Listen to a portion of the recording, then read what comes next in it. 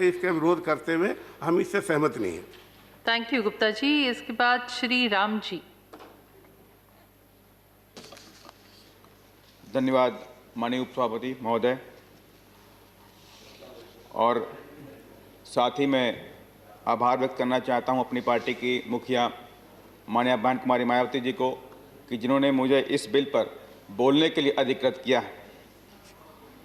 महोदय, इस बिल को लाने के लिए जो एम बताया गया कि डिसेंट्रलाइजेशन ऑफ डिसीजन मेकिंग और दूसरा है कि infuse the professionalism in the government major port, तो आई थिंक ये तो गलत ढंग से इस बिल को लाने के लिए इसका मकसद कुछ और है।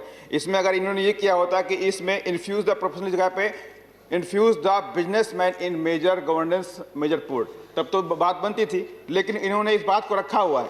तो मैं आपसे कहना चाहता हूं कि जिस तरह से ये बिल आज के बाद से पास होने के बाद से 90 डेज के अंदर ये बोर्ड का गठन करेगा और बोर्ड के गठन के बाद उपाध्यक्ष या अध्यक्ष बनाए जाएंगे और उसमें कई सारे लोगों को अलग अलग डिपार्टमेंट से उसके मेंबर बनाए जाएंगे।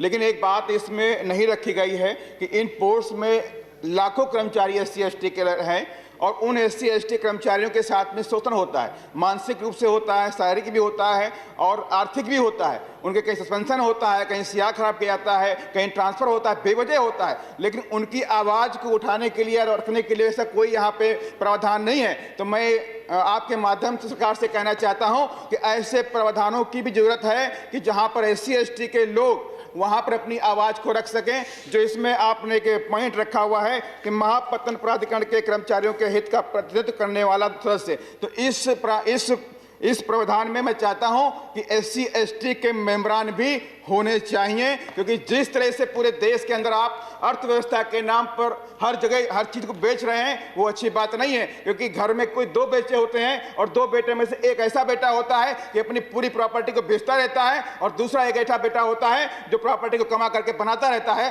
तो हर घर में उस बेटे को तवज्जो मिलती है जो प्रॉपर्टी को बनाता है कि ना कि बेचता है। तो मैं चाहता हूँ आपके माध्यम से मैं चाहता हूं माननीय उपसभापति महोदय कि आप इस सिस्टम में जो हमारे SC/ST एम्प्लॉइज हैं उनका भी हित का ध्यान रखें, क्योंकि पूरे देश के अंदर के साथ में शोषण होता है। इस बात को ध्यान रखा जाए।